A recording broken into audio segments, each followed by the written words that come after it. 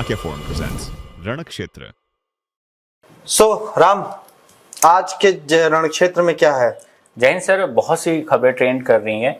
Red fort जो blast हुआ है उसको लेके काफ़ी सारी खबरें ट्रेंड कर रही हैं। उसमें सबसे महत्वपूर्ण खबर जो इस समय आ रही है वो आ रही है कि जो अल फलाह यूनिवर्सिटी थी उन्होंने बयान दिया है। इंडिया टुडे ने इस खबर को कवर किया है और उनके अनुसार यूनिवर्सिटी का कहना है कि पूरी घटना से उनका कोई लेना देना नहीं है। जिस पर्सन को गिरफ्तार किया गया है उनका उससे सिर्फ एक प्रोफेशनल ऑफिशियल ड्यूटी ही रिलेशन था। इसके अलावा no connection with the said person apart from their official duties. बाकी जितने भी हैं उनका उनसे यूनिवर्सिटी से कोई लेना देना नहीं है। लेकिन ये हैरानी की बात है कि इतनी बड़ी घटना होती है और यूनिवर्सिटी के स्टाफ को या वहाँ के सिक्योरिटी चेक को किसी को इस बारे में कोई जानकारी नहीं मिलती है। यूनिवर्सिटी ने सिंपली अपना हाथ खड़ा कर दिया कि ये जो कंसर्न व्यक्ति है, जो लोग गिरफ्तार हुए हैं, उनका उनसे कोई डायरेक्ट संबंध नहीं है। जो रिलेशन है ऑफिशियल एक अपॉइंटमेंट या ऑफिशियल ड्यूटी तक लिमिट है, ये यूनिवर्सिटी का कहना है। हालांकि ये बहुत ही हैरान कर देने वाली बात लगती है। कल एक रिपोर्ट आती है मीडिया की जिसमें कहा जाता है कि अल फलाह यूनिवर्सिटी की लैब से जी बहुत सारी चीजें मिली हैं। वहां पे भी कुछ एक्सप्लोजिव मिलने की खबरें आई हैं। अब अल फलाह यूनिवर्सिटी जिस तरीके से कह रही है, Al Falah school of Medical Science and Research Centre, यहाँ के लैब से अगर आपके एक्सप्लोजिव मिलते हैं और फिर भी आपको नहीं पता, आपके यहाँ का कि 3 स्टाफ मैं कहूंगा, डॉक्टर मुजम्मिल, डॉक्टर आदिल और डॉक्टर शाहीन को भी यहीं से गिरफ्तार किया गया है। ये लोग आतंकवादी गतिविधियों में पाए जाते हैं, संलिप्त हैं और पकड़े जाते हैं। इनकी कभी भी कोई भी इनका जो एक्शन है इनके बाद का या किसी और को उसमें नहीं शामिल करना चाह रहे थे, ये ऐसी कुछ चीज इनको दिखाई नहीं दी उस मैनेजमेंट को, या इस मैनेजमेंट में आने आंख बंद करने की पूरी कोशिश की। सर, इसमें एक और फैक्ट है और वो है कि 2 rented room belong to doctor Muzammil Sheikh. उसके अलावा एक और डॉक्टर हैं जिनको रूम रेंट पे दिया गया, another doctor Shaheen who has been detained for questioning. दोनों को जो रेंटेड रूम है वहां पर से 2900 kg जो अमोनियम नाइट्रेट और अदर इनफ्लेमेबल मटेरियल मिला गया है। यानी यूनिवर्सिटी के रूम में, कैंपस में इतनी बड़ी मात्रा में इतनी सारी इनफ्लेमेबल चीजें मिली गई और यूनिवर्सिटी का कहना है कि इस संबंध में उनका कोई लेना देना नहीं है। और पर्सन जो रिलेटेड हैं उनकी क्या इंक्वायरी हुई, उनका बैकग्राउंड चेक क्या हुआ, उनकी जो एडमिशन हुआ या उनको जो जॉब दी गई उससे पहले किस तरह की जांच की गई, इस तरह ये सभी सवाल जो हैं इस खबर के बाद ये खड़े होते हैं। आपको मैं इस यूनिवर्सिटी के बारे में कुछ फैक्ट्स बता देता हूँ। ये फरीदाबाद के धौज गांव में है ये university Haryana private university act के तहत 1997 में रजिस्टर हुई थी। 2014 में इसको यूनिवर्सिटी का दर्जा मिला। यहाँ पे एक इंजीनियरिंग कॉलेज भी है, ये मेडिकल कॉलेज भी है, ये MBBS करवाता है, MD करवाता है। इसके साथ ही यहाँ पे 650 बिस्तरों का अस्पताल भी है। कहा जा रहा है कि 40% डॉक्टर जो हैं वो कश्मीर से आते हैं यहाँ पे पढ़ने। और ये यूनिवर्सिटी जो है इसकी सबसे बड़ी खास बात ये है कि इनके पास school of paramedical health sciences, school of molecular science, school of commerce management, school of humanities languages, school of computer science, school of polytechnic, school Al Falah school of education and training, ऐसा एक पूरा कई सारे एजुकेशन वो है। तो तमाम stream जो है वहाँ पढ़ाए जाते हैं। लेकिन यूनिवर्सिटी का इस तरह का कहना कि उनका इनसे कोई संबंध नहीं, कई तरह के सवाल खड़े करता है। हमें लगता है कि इस न्यूज को भी हमें ध्यान देना चाहिए और इसे हम MR में या कैप्सूल में ले सकते हैं, है सर। उसके अलावा सर इससे एक और बात खबर आ रही है, उसके इसी खबर में एक और एंगल इमर्ज हो रहा है कि ये जो पूरा एक्सप्लोसिव इकट्ठा हुआ है वो एक दिन का काम नहीं है। ये पिछले इतना ज्यादा एक्सप्लोसिव है तो ये पिछले टाइम्स ऑफ इंडिया का कहना है कि explosive collected over 2 years for multi city strike. मतलब पूरे देश को दहलाने की साजिश थी। सिर्फ एक शहर या एक घटना की एक कहीं जगह की बात नहीं है, कई शहरों में धमाके करने के इनके प्लान थे और उसी के आइडिया पे, उसी के मॉड्यूल पे रखते, उसी को ध्यान में रखते हुए ये पूरा जो सामान है इकट्ठा किया गया है। तो ये एक नया एंगल उभर के आया है और एक नई खबर इस पूरी घटना में सामने आई है। एक और बात सामने ये आ रही है कि डॉक्टर शाहीन जो हैं उनको लेकर ये खबर आ रही है कि जब वो पढ़ाती थी उस दौरान यूनिवर्सिटी के टाइम, बहुत ही her behaviour used to be strange, but people do not concern, या कोई उस तरह से बात उनको लगी नहीं। उसको लेके एक बात आई थी कि डॉक्टर शाहीन को लेके जब मैं रिसर्च कर रहा था इस बारे में, तो मैं पता चला कि डॉक्टर शाहीन बेसिकली काफी इंटेलेक्ट थी, लेकिन वो पिछले 10 सालों से वो यूपीपीएससी के थ्रू, ना जाने कितने लोगों का सपना है यूपीपीएससी क्लियर करना, वो यूपीपीएससी के थ्रू प्रोफेसर बनती है, वो उसको मेडिकल पढ़ाने का मौका मिलता है, लेकिन वो अचानक से 2013 में छुट्टी पे जाती है, उसके बाद से वो गायब हो जाती है। 2021 को तमाम उसको नोटिस भेजी जाती है, जब वो आती नहीं है तो उसके बाद वो उसको नौकरी से निकाल दिया जाता है। इस बीच में उसके पिता का, डॉक्टर शाहीन का जो फादर है, एक खबर आई है कि डॉक्टर शाहीन का छोटा भाई जो है वो भी रेडिकलाइज था, वो भी इन सब गतिविधियों में था, उसको भी अभी गिरफ्तार आई थिंक नहीं किया गया, या उसकी खोज जारी है, वो फरार है। परवेज नाम है उसका। जो शाहीन का छोटा भाई है वो भी रेडिकलाइज है। शाहीन के फादर कहते हैं नहीं मेरे बच्चे ऐसे किसी टेरर एक्टिविटीज में मुलविस नहीं थे, वो बहुत अच्छे बच्चे थे। सर आपकी बेटी 10 साल गायब रही है, 10 साल उसके लिए सरकार से नोटिस आई है। जाहिर सी बात है कि वो घर नोटिस आपके घर पे भी आई होगी, क्योंकि रजिस्टर्ड उसका एड्रेस वही रहा होगा। 2015 में वो अपने पति से शादी के बाद तलाक होता है उसका, 2015 में। 2015 के बाद एड्रेस बदला होगा, 2015 उससे पहले उसका घर का एड्रेस लखनऊ ही रहा होगा। इस खबर में सर ये एंगल ये बनता है कि जब वो जॉब में थी तो, और जब उन्होंने अनऑथराइज्ड लीव लेकर अचानक गायब हो गई, और जब इंस्टीट्यूशंस उनको कंटिन्यू लेटर्स लिख रहे थे कि आपकी लीव जो है अनऑथराइज्ड है, आप ज्वाइन करें या उसको लेकर जानकारी दे, तो वो लेटर इनके घर पर ही जाता होगा। वही उस दौरान तो इनके घर पे ही एड्रेस, वही मेरा इनके पिता को तब सवाल पूछना चाहिए था कि बेटा ये नौकरी आप क्यों छोड़ रहे हो, आप इस नौकरी की जगह क्या करने जा रहे हो, आपको कुछ पता नहीं चला कि ये मेरी बेटी क्या कर रही है, क्यों 10 साल आपकी बेटी गायब रही। उससे पूछना आपके सवाल बनता है कि बेटा आप ऑफिस क्यों नहीं जा रहे हो, अपने कॉलेज क्यों नहीं जा रहे हो, पढ़ा क्यों नहीं रहे हो, या एक सरकारी नौकरी छोड़ के आप एक प्राइवेट यूनिवर्सिटी में, जिसका मुझे नहीं पता, आप में से कितने लोग जानते थे अल-फलाह यूनिवर्सिटी के बारे में इससे पहले? मुझे तो नहीं पता था इसके बारे में, आपको पता था राम? नहीं, मुझे या कोई भी, बहुत से लोगों को इस यूनिवर्सिटी के बारे में अभी नहीं पता है। लेकिन ये अल-फलाह यूनिवर्सिटी, मैं दिल्ली में इतने सालों से रह रहा हूँ, अल-फलाह यूनिवर्सिटी के बारे में मैंने नहीं पढ़ा। और एक उमर जब इसके बारे में शाहीन से पूछताछ होती है, जब जो आपने खबर बताई है जी कि एक्सप्लोजिव कलेक्टेड ओवर 2 years, 2 साल तक एक्सप्लोजिव से कलेक्ट किए गए, कि पूरे देश में कई स्ट्राइक्स की जाएंगी, मल्टी सिटी स्ट्राइक्स की जाएंगी। उमर को लेके खबर आ रही है कि उमर का प्लान था कि वो दिल्ली में 26/11 जैसे हमलों का प्लान कर रहा था, वो पूरे देश को दहलाने की कोशिश कर रहा था। उसको लेके अभी एक न्यूज आ रही है कि वो अपनी यूनिवर्सिटी से 3 दिन की छुट्टी लेके निकला था, उसके बाद से उसके बारे में यूनिवर्सिटी को कोई खबर नहीं है। इनको लेके ये भी है कि ये बहुत ज्यादा डिसिप्लिन नहीं थी, और कभी भी छोड़ दे यूनिवर्सिटी चली जाती थी विदाउट इन्फॉर्मिंग।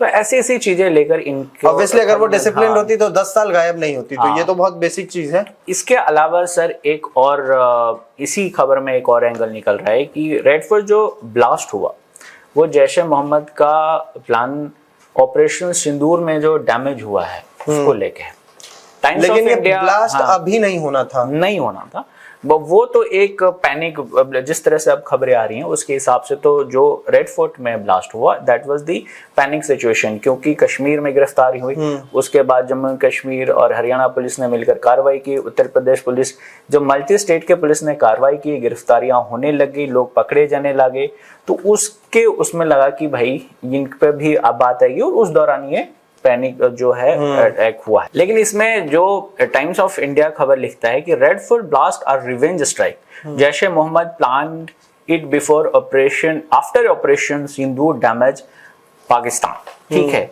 तो ऑपरेशन सिंदूर जो भारत ने चलाया उस दौरान जो पाकिस्तान में नुकसान हुए जैश ए मोहम्मद के टेरर कैंप में, और भी जो पाकिस्तान में टेरर बेसिस हैं उनका नुकसान हुआ, उसके बाद इस तरह की चीजें ये प्लान हुई है। ये एक नया एंगल निकल के आ रहा है। नहीं, ये नया एंगल तो निकल के आ रहा है, लेकिन मैं इस चीज को बहुत ज्यादा शौक नहीं लेता हूँ, मुझे शौक नहीं लगता है, क्योंकि जब आप देखते हैं, जब डॉक्टर शाहीन सईद या शाहिद को जब लेते हैं, जब उसकी खबर देखते हैं, तो वो जैशुल मोमिनात की मेंबर बनती है।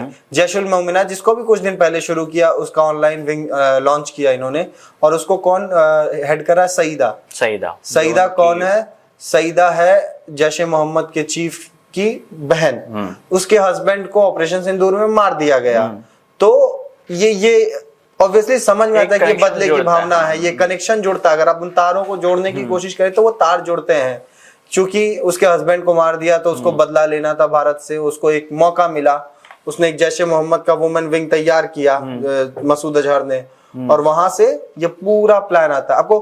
आपने खबर पढ़ी होगी कि जो शाहीना सईद है, जो डॉक्टर साहब हैं जिनको यूपीपीएससी के थ्रू नौकरी मिली थी, ये कश्मीर में एक इमाम की वाइफ ने इनको रेडिकलाइज किया। ये डॉक्टर हैं, प्रोफेसर हैं, ये डॉक्टर जो डॉक्टर बनना चाहते हैं उनको पढ़ाती हैं। और वो इमाम की वाइफ, वो इमाम खुद एक श्रीनगर, वो अनंतनाग में किसी मेडिकल कॉलेज में वो एक लोअर स्टाफ था, वो इमाम बनता है। उसकी वाइफ कितनी पढ़ी लिखी होगी आप भी समझ सकते हैं।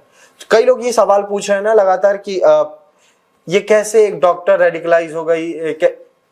ये कीड़ा पहले से था, बस उस इमाम की वाइफ ने इस कीड़े को थोड़ा सा पानी और थोड़ा सा खाना और थोड़ी सी हवा दी और ये कीड़ा जिंदा हो गया। मैडम रेडिकलाइज थी, रेडिकलाइज बनाए नहीं जाते हैं लोग, बस उनका थोड़ा सा उनको सपोर्ट करने, उनको ये पता चल जाए कि हाँ तरीका क्या है। जो हम चाहते हैं कि लोगों का, जितने लोग हैं आप किसी का भी नाम उठा के देख लीजिए, गुजरात में भी सब डॉक्टर हैं, पढ़े लिखे। व्हाइट कॉलर टेरर की बात जो शुरू हुई, ये जो व्हाइट कॉलर टेरर की बात इसलिए कही जा रही है क्योंकि इसमें अब तक जितने भी लोग शामिल हैं ये सभी डॉक्टर हैं, पढ़े लिखे लोग हैं। भारत में डॉक्टर का जो स्थान है वो भगवान के बाद दूसरा माना जाता है क्योंकि वो लाइफ सेव करते हैं। डॉक्टर का या बाकी अभी जांच में हो सके कुछ और लोग भी निकले जो बहुत ही पढ़े लिखे हों, उन लोगों के आड़ में अपना आतंकवाद का आधार इस देश में बनाने की कोशिश की गई है। क्योंकि इनको जनरली जो है नहीं शक किया जाता कि भाई डॉक्टर है। मैं डॉक्टर उमर की बात लेता हूं जो उसके अलावा सर इसमें एक और पॉइंट है, जो ये महिलाएं, हमारे देश में महिलाओं का भी एक सम्मान के नजर देखा जाता है। जनरली ये महिलाओं से नहीं उम्मीद की जाती है कि किसी तरह के गुनाह में शामिल होंगे, और इस तरह के गुनाह में तो बिल्कुल भी नहीं। तो अभी जो इन्होंने इस व्हाइट कॉलर टेरर जो है इसके अंतर्गत उन लोगों को प्रभावित या इन्फ्लुएंस या रेडिकलाइज करने की कोशिश की जिनका समाज में एक सम्मान होता है। मैं आपकी उस बात को काटता हूं जो आपने दूसरी बात बोली कि महिलाओं को हमने ये बात वो नहीं है, क्योंकि हमारा जो संस्कार कहते हैं, हमारे संस्कार में हमें कहा जाता है कि हमें बच्चों को बचाना, हमें महिलाओं की सुरक्षा का ध्यान रखना, हमें उनकी इज्जत करनी, उनकी रिस्पेक्ट करनी है। तो यानी कि जब भी कुछ ऐसी चीज होगी तो हम पहली नजर शक की उनके ऊपर नहीं डालेंगे।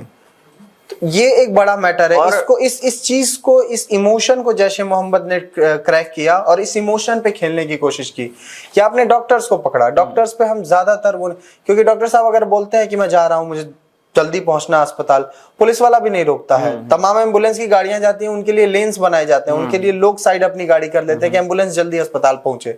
वो जरूरी है, डॉक्टर को जरूरत होती है अस्पताल पहुंचने की जल्दी। उसके बाद आप आ जाइए महिलाओं को बहुत सम्मान की नजर से देखा जाता है। आप तमाम जगहों पे जाके देखिए तो महिलाओं के लिए सीटिंग की व्यवस्था, अगर आपको जरूरत लगी कि कोई ऐसा जरूरतमंद है, आप अपनी सीट से खड़े हो जाते हैं। जी बिल्कुल। तो ये एक बहुत बड़ी चीज है। डॉक्टर उमर की अगर जो बात की जाए, डॉक्टर उमर का प्लान क्या था, जैसा शाहीन ने बताया कि उसका प्लान था कि वो पूरे देश में मल्टी सिटी स्ट्राइक करना चाहता था। वो दिल्ली के उसने कई सारे इलाकों को मार्क करके रखा था कि मैं यहाँ करूंगा। वो दिवाली पे एक ब्लास्ट करना चाह रहा था, उसको अबॉर्ट कर दिया। वो 26 जनवरी की प्लानिंग कर रहा था। देखिए दिवाली वाली पॉइंट पे हम और आगे आएंगे। दिवाली पे इन लोगों का प्लान था कि Delhi blast suspects plan Diwali attack aborted it later. जो अभी तक जिस तरह से खबरें चल रही हैं कि इनका प्लान दिल्ली पे था। दिल्ली इसलिए भी हो सकता है क्योंकि त्योहार का माहौल है, लोग बाहर होते हैं, शॉपिंग होती है। अब दिवाली तो उन्होंने उनको अबॉर्ट करना पड़ा। बट मेरा ये जानना है कि मेरा एक बड़ा सवाल है कि आप कैसे इतने पढ़े लिखे होने के बाद किसी से इन्फ्लुएंस हो जाते हैं। बस एक रीजन है, मेरे पास उसका जवाब भी है, मैं आपसे जवाब नहीं मांग रहा, मेरे पास उसका जवाब भी है कि आपके मन में वो बात थी, बस आपको उस चीज की ऑथेंटिसिटी चाहिए थी कि हाँ ये चीज सही है, मुझे करना चाहिए, और किया। जब आपने किया, आपने देश को, और ये डॉक्टर्स, इनमें से ज्यादातर लोगों को स्कॉलरशिप पे डॉक्टर्स, क्योंकि डॉक्टरी की पढ़ाई बहुत महंगी होती है। जो गुजरात में पकड़ा गया वो चाइना से जाके पढ़ के आया, विदेश से पढ़ के आता है।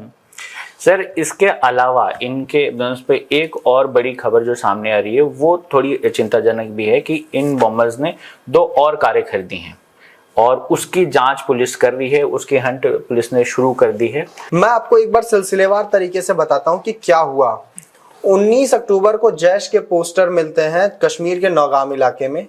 जब उस बारे में पुलिस केस दर्ज करती है, पुलिस जांच शुरू करती है, तभी 27 अक्टूबर को 25 से ज्यादा पोस्टर अलग अलग इलाकों में दिखते हैं। पुलिस की टीम ने वहां पे सीसीटीवी को खंगालना शुरू किया, उसमें दिखता है डॉक्टर आदिल है। 31 अक्टूबर को डॉक्टर आदिल की पहचान होती है। जब उसके बारे में पता चलता है तो वो पता चलता है कि वो पाकिस्तानी हैंडलर्स के संपर्क में था। उसको सहारनपुर से 6 नवंबर को गिरफ्तार किया जाता है। जब उसकी चूड़ियां कसी जाती हैं तो अल फलाह यूनिवर्सिटी का नाम आता है, फरीदाबाद के धौज गांव का नाम आता है जहां पे डॉक्टर मुजम्मिल है। डॉक्टर मुजम्मिल को गिरफ्तार किया जाता है तो वो बात करता है फिर डॉक्टर शाहीन की। डॉक्टर शाहीन को जब गिरफ्तार किया जाता है, मैडम लखनऊ की रहने वाली है, जब उनको गिरफ्तार किया जाता है तो हड़बड़ी में एक ब्लास्ट होता है। वो ब्लास्ट डॉक्टर उमर करता है। इस बीच में एटीएस गुजरात ने भी एक गिरफ्तारी की 3 लोगों की, वो अलग केस है।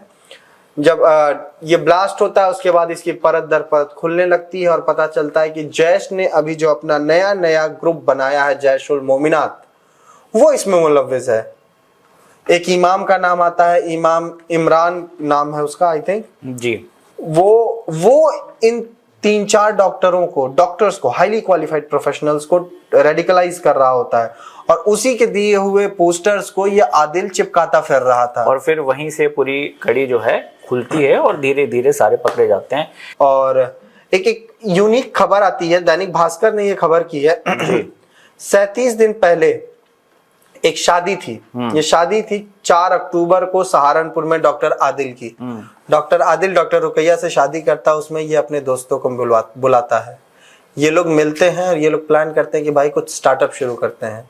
तो इन्होंने आतंकवाद का एक स्टार्टअप शुरू किया और इस स्टार्टअप में फिर फेल हो गया ये। हालांकि कुछ दिन बाद हमारी सिक्योरिटी एजेंसीज ने, जम्मू कश्मीर पुलिस ने, यूपी पुलिस ने, हरियाणा पुलिस ने, इन्होंने इन पूरे उस नेटवर्क का पता लगाया, उस पूरे नेटवर्क को ट्रेस किया और अभी भी जांच चल रही है। और अभी भी जांच चल रही है। अभी भी बहुत सारे लोगों की गिरफ्तारी होनी बाकी है। बहुत सारे लोग इसमें आएंगे सामने और जैसे जैसे ये खबर आएगी वैसे हम आपको इसके बारे में और जानकारी देते रहेंगे। फिलहाल ये वो एंगल्स हैं जो अभी इस केस में लेकर सामने आए हैं।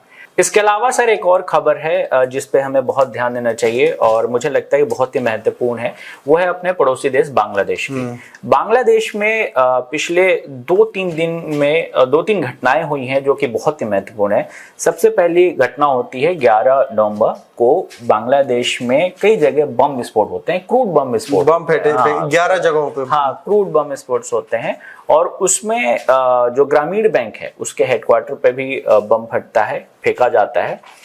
ये वो बैंक है जिससे मोहम्मद यूनिस जुड़े हुए थे। इन्हीं का ये काम था जिसके लिए उनको नोबेल पुरस्कार मिला था। उसके अलावा दूसरी घटना हुई है वो आज के 12 तारीख को हुई है। आज के दिन जमाते इस्लाम ने बांग्लादेश में जुलाई चार्टर के पर नेशनल रेफरेंडम के लिए प्रोटेस्ट किया है। जुलाई चार्टर वो चार्टर है जिसपे बीएनपी समेत कई पार्टियों ने साइन किए हैं और ये इसको लेकर इस पर रेफरेंडम की बात हो रही है। अब यहाँ पे सर 2 इश्यूज हैं। एक, जमाते इस्लाम जैसे ऑर्गेनाइजेशन जिस पे कई तरह के आरोप इतिहास जमाते इस्लामी ने, मैं अभी आपको बता देता हूँ कि जमाते इस्लामी ने हाल ही में यूनुस को धमकी भी दी थी कि अगर जुलाई चार्टर में हमारी इन 5 मांगों को नहीं रखा गया तो हम जला देंगे, ये कर दें। ये बेसिकली जमाते इस्लामी यूनुस को सपोर्ट कर रही है और यूनुस नहीं चाहता कि बांग्लादेश में चुनाव हो और उसकी कुर्सी जाए, क्योंकि ये तो श्योर है कि अगर बांग्लादेश में चुनाव हुए तो यूनुस को कुर्सी खोनी पड़ सकती है।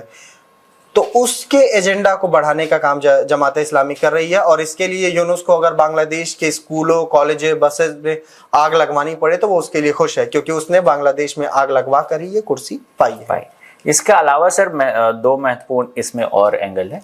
ये कि जो भविष्य में चुनाव होने वाला है उसको लेकर जिस तरीके से क्रूड बम हमले हुए, जिस तरह से ये प्रोटेस्ट चल रहे हैं, इस तरह के अब सवाल उठ रहे हैं, तो क्या बांग्लादेश में भविष्य में जो चुनाव होंगे वो शांतिपूर्ण हो पाएंगे? बांग्लादेश में जो अभी कुर्सी पे बैठा वो तो यही नहीं चाहता कि बांग्लादेश में चुनाव हो। चुनाव हो जाएंगे तो उसकी कुर्सी चली जाएगी। वो एक डिक्टेटर के तौर पे पैराशूट से जंप करवाया गया है। खैर, इसके बारे में जैसे जैसे खबरें आएंगी हम लोगों को बताते चलेंगे। चले हाँ सर, आज के लिए ये 2 बड़ी खबरें जिन पे जो अवेलेबल अपडेट थे यही हैं और आगे के लिए देखते हैं। और आपके लिए एक काम हम छोड़ के जाते हैं कि प्लीज आप इस वीडियो को लाइक करें, शेयर करें, और यदि ये चैनल आपने सब्सक्राइब नहीं किया है तो इसे सब्सक्राइब करें। सब्सक्राइब जरूर करना है, और आप हमारे पुराने व्यूअर हैं तो आप इसको शेयर कीजिए अपने लोगों के बीच में, और हमें सजेशंस जरूर भेजिए कि हम अपनी इस प्रोडक्शन में क्या इंप्रूवमेंट कर सकते हैं, इस एपिसोड में क्या और नई चीजें लेके आ सकते हैं। तब तक के लिए जय हिंद। Thank you.